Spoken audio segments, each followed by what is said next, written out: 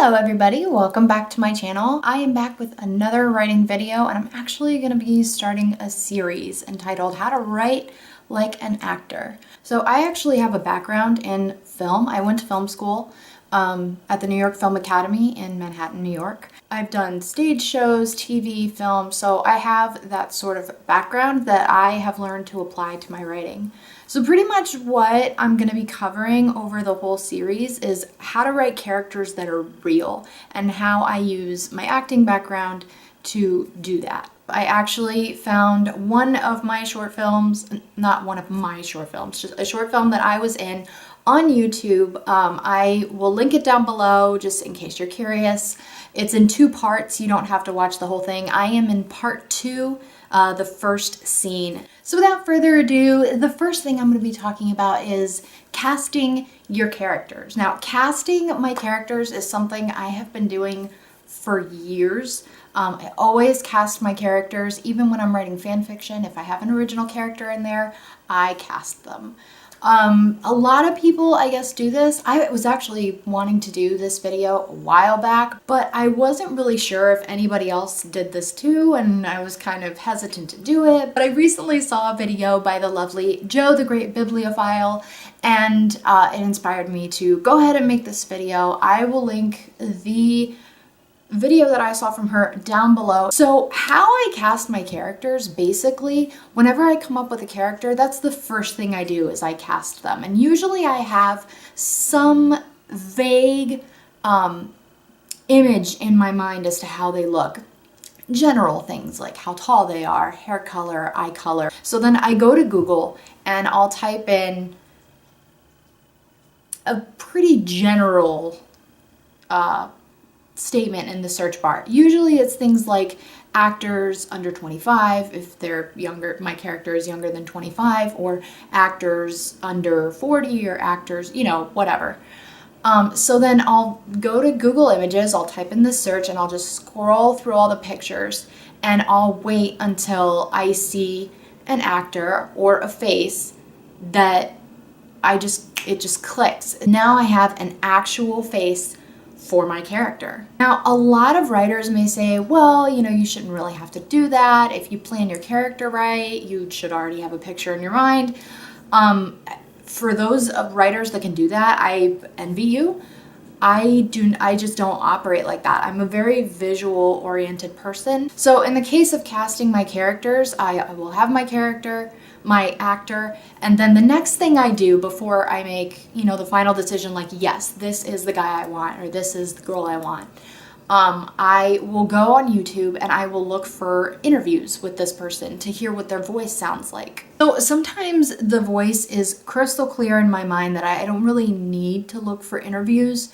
But sometimes, again, I'll just kind of have a vague, or sometimes I'll have different voices, different inflections. Some of them are a little deeper, some of them maybe a little raspy, some of them a little more high-pitched. So I need to hear it to be able to pinpoint, okay, that's that person's voice, if that makes sense. So I'll look for interviews, I'll look for scenes from any of their projects, be it film, stage, TV, whatever, because as most of you know, some actors have or sound one way when, you know, they're doing interviews or just, you know, themselves, and then they sound a completely different way with every character that they play. Charlie Hunnam is a great example. Charlie Hunnam, I think he's British, but if you hear him on Sons of Anarchy, he has an American accent. So anyway, so I have my actor, I have my voice.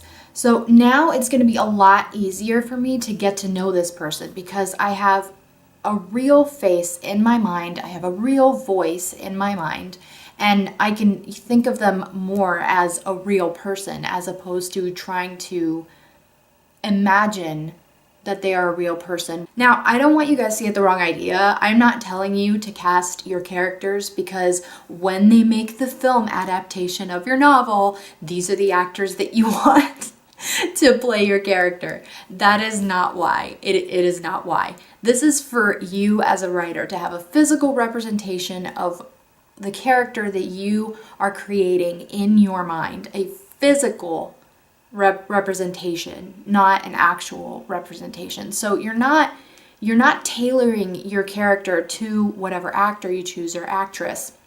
You're tailoring the actor to the character. You're basically, think of yourself as a casting director. You are writing a film or a TV show. You are casting this person to play this person. Now, when I first started casting my characters, this was like way before I got super into the internet, so I didn't really know anyone else, any other writers that did that. And I thought it was kind of weird. And again, I attributed to the fact that I had gone to film school, that I was so involved in acting that, you know, I kind of just linked those two together and didn't really think much of it. After Twilight came out, way after Twilight came out, oh, not that long after Twilight came out, but when the first Twilight book came out, I learned about the book through my roommate at the time,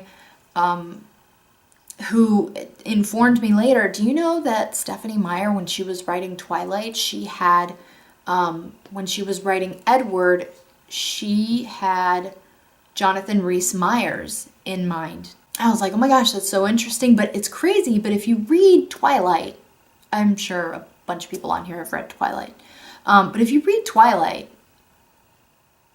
Jonathan Rhys Meyers is spot on. Like, if I were a casting director and I had been the one casting the Twilight films, that's who I would have thought of. So casting your characters can only help you as the writer. Again, if you have a physical representation in your mind for your character, I'm telling you, it's only going to help you. Again, with the inflection of the voice, with the way somebody arches a brow. I don't know if you have noticed, but if you look at different pictures of people arching a brow, it's a very different facial expression that you're talking about. I mean, if you look at like Dwayne Johnson arching a brow where his brow goes all the way up, you know, on his forehead, it's, you know, you're going to describe that differently than if you know, describe, say, someone who just arches their brow slightly when they really try to arch their brow. Sometimes also what I'll do with casting, I actually did this for the current novel that I am working on. A lot of the actors that I chose to cast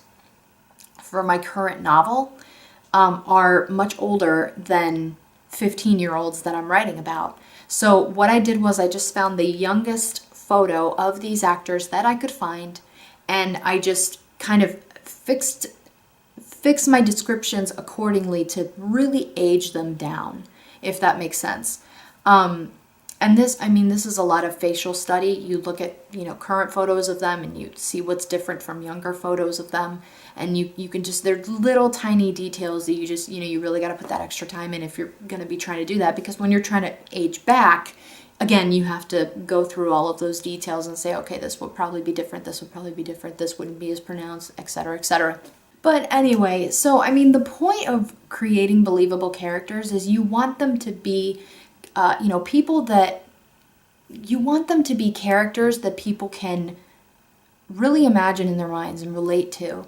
And you don't have to go overboard with descriptions. In fact, when you start writing your characters, I would not write descriptions that are tailor-made for the actor that you chose, because you're gonna pigeonhole yourself big time. I would go with, you know, just very general specific is what I like to call it. So like hair color, eye color, hairstyle, maybe build, you can do a little bit on. But if they have, like, let's say they have a scar on your chin, unless your character, you want your character, or you planned for your character to have some kind of, you know, facial scar, I would not write about the scar on their chin. You don't want to make it so specific that when people read your novel, that they will say, oh, this is so-and-so from what's his face. But at the same time, if somebody were to ask you, hey, just out of curiosity, did you have any actors in mind when you were writing this novel? And you tell them the actors that you casted, you want them to be able to say, yeah, that guy, yeah, that's crazy. Yeah, totally. Kind of like the same instance with me and finding out that Stephenie Meyer had Jonathan Rhys Meyers in mind when writing Twilight. I didn't think that while reading Twilight. Oh, she's obviously writing about Jonathan Rhys Meyers. She just named him Edward Cullen. But after I found out that she the whole time she was writing Twilight, had Jonathan Rhys-Meyers in her mind. It clicked for me, and I was like, yeah, that's totally Edward Cullen. So that's the kind of middle ground that you want. You don't want to write about actors in different roles. You want to write characters that come alive. And the way that your characters come alive on the page to your readers is if they're alive in your mind. And the way to make them come alive in your mind is if you have a crystal clear picture as to how this person walks, how they look, how they express themselves. Do they talk with their hands? Do they have very expressive facial movements? What does their voice sound like? Do they have a rasp, or do they have more of a smooth kind of voice? Is it super deep, or is it kind of somewhere in the middle? Does it maybe go up an octave when they say certain words? Do they walk with a rhythm? Do they walk very, very all of these things, they're little tiny details that you don't have to explicitly include in your novel, but if you know them in your mind, these people are real, and that will shine through in your novel in the end. Yeah. So that's it, guys. That's all I have for you today. This is the first video in a series. So far I have 5 videos kind of planned out. Not really planned out. I just have what I'm going to cover, and it's a part of the How to Write Like an Actor series. Huge shout out to Joe from Joe the Great Bibliophile. I'm so happy that I found you, and I'm incredibly happy that I found that video. I've watched a couple of your other videos. You give really great advice, and I know you're also working on a novel, so I'm super excited to potentially be able to read that whenever you publish it. Anyway, so like, subscribe, leave some of your thoughts in the comments below. Did this video help you? Did it bore you? Do you think I'm even crazier than I seemed in my first few videos? Please let me know in the comments below. I'm gonna get out of here. Thank you guys so much for watching, and again, if you haven't subscribed already, go ahead and hit that subscribe button. I would love to have you, and I will see you next time.